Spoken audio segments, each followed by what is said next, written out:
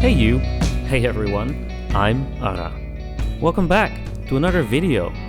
In the first video, we built this tiny but mighty gaming setup with a Radxa X4 16GB and a GTX 1650. I showed all the parts, why I picked them and how they fit together. So if you haven't seen it yet, check it out. My goal here was simple. Push the Radxa X4 as far as it can go with an external GPU. Keep it efficient, budget friendly, and stay under 100 watts total. Today, we'll tweak the setup a bit, dig into the Timespy results, and see how it handles the real games. Also, drop a comment. Would you try a setup like this?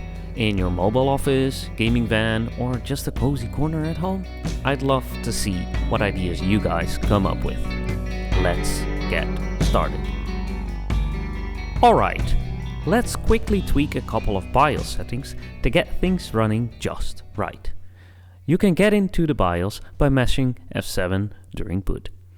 By default, the Radxa X4 powers on automatically when you plug it in, which is convenient sometimes, but not ideal in our setup, so I'm disabling that auto start. Next, we'll enable the CPU's 3.4 GHz turbo boost for maximum performance. I'll go through this quickly here, but if you want a step-by-step walkthrough at the pace you can easily follow, there's a link on the screen and in the description below. We've rebooted.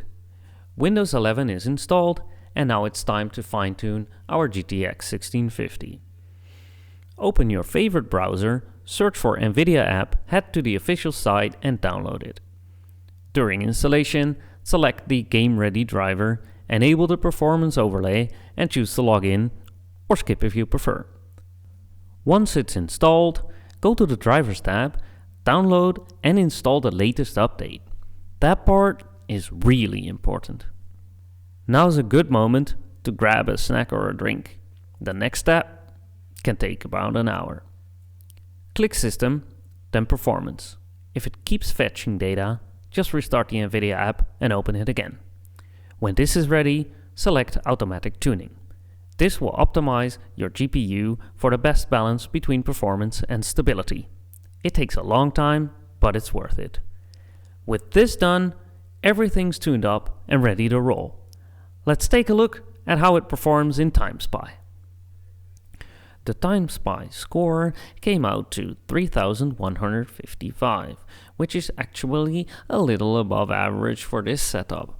A great result to work with. The CPU scored around 2318 and the GPU hit 3371, which shows that the GTX 1650 is still holding up nicely. Even though it's not exactly a new card anymore, it's efficient, reliable, and pairs really well with the N100. This doesn't quite reach the level of a full-budget gaming PC of 2023, but it's definitely a big step up from a basic office laptop. During the test, temperatures averaged around 65 degrees Celsius, with the CPU making full use of the 3.4 GHz boost. So overall, the system stays cool and consistent, even under load. Before we move on to the AAA games, I want to mention that I'm also planning to test this setup for emulation. You can see a little sneak peek of Zelda running in Windows 11 here, but I'll be diving deeper into this in Valhalla, where it really shines. If you like my work, don't forget to leave a like. And if you want to see how this setup performs in emulation, subscribe to the channel so you get notified as soon as those results are in.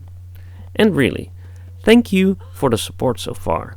It means a lot and it keeps me motivated to keep testing and sharing more builds like this. With no further ado, let's get to the AAA games. As we jump into the first game, Stray, I just want to set a quick expectation. None of these games that I'll show will run at a perfect 60 frames per second, but honestly, that's okay. I've gamed in the past, and even now, I still enjoy playing around 30 FPS just fine. Maybe it's the millennial in me, but this little setup has performed way above my expectations, and for the power it uses, it's seriously impressive. Now, if you haven't played Stray before, it's beautiful, atmospheric adventure where you explore a futuristic city as a cat. It's light on performance but rich in visuals. I was able to run it at 1080p high settings and even push the resolution scale up to 130% without issues. And to be honest, this game was what motivated me to start this project in the first place. The best way to play is to cap the FPS at 30 and turn VSync on. You can see here how it handles the game.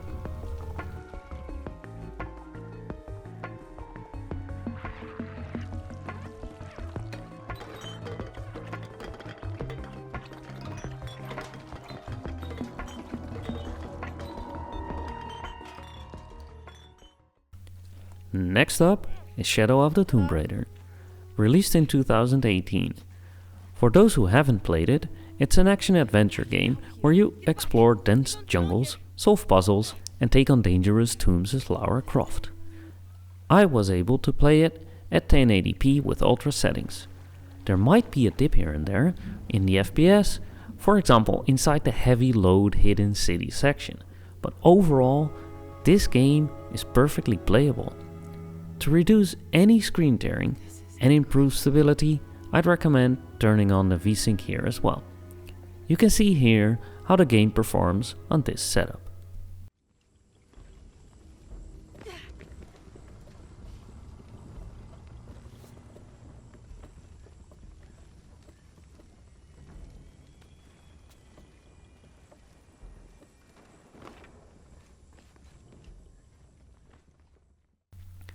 Suitable as number 3, we have The Witcher 3 Wild Hunt. Released in 2015 and developed by CD Projekt Red in Poland. For anyone who hasn't played it, it's an open world RPG where you follow Geralt of Rivia on epic quests, encountering monsters, morally complex choices, and a rich living world. This game is well known for its beautiful cinematics and detailed environments, from bustling cities to hunting forests. It's mostly smooth, with some dips while riding, but generally very playable. It really shows what this setup can handle. On this setup, I found the best way to play is at 1080p with ultra settings, capping the FPS at 30 and turning VSync on. I hope you like what you see here. Enjoy!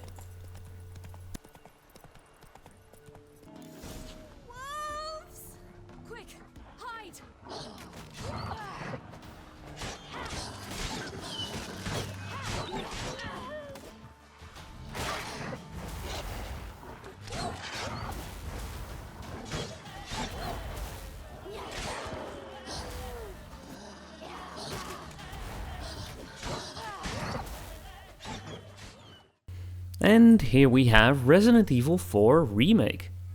Now the tweaking here is pretty personal, but I'll share what works for me. I like to give the bodies a bit more detail and more detail on Leon's hair. It makes the game feel that much richer without hurting the performance too much. You can't push it too far, but with these settings you can play the game at 1080p high and low settings in performance mode and still get this smooth experience with this personal touch. I also recommend turning on the vertical synchronization. It helps keep the visuals smooth and consistent. Overall, it's very playable and looks amazing, and I think you'll enjoy seeing how it runs on this little setup.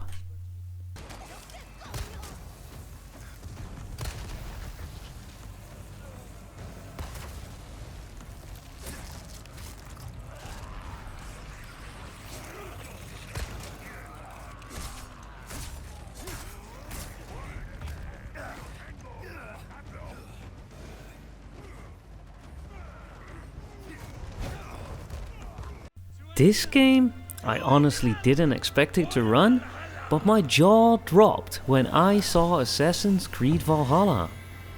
After a bit of tweaking, I found out that it runs well at 1080p, medium settings with character details on high, VSync on, FPS kept at 30, amazing. Apart from some minor dips and extremely rare visual glitches, this game just works on this setup, which is seriously impressive for what we are using.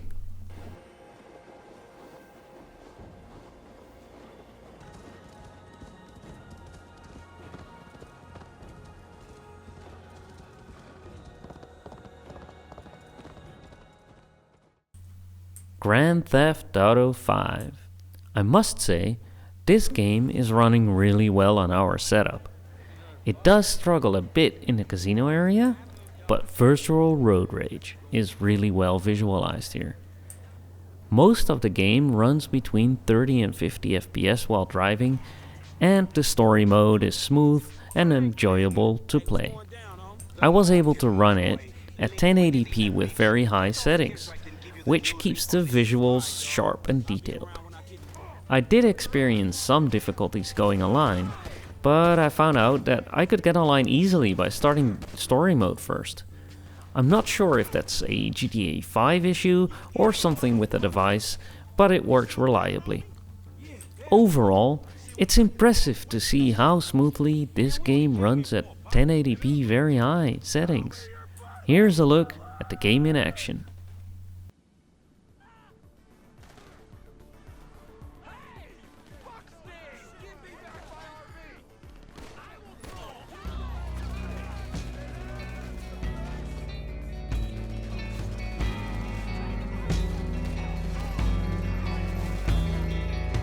And this one also runs at 1080p low settings for democracy?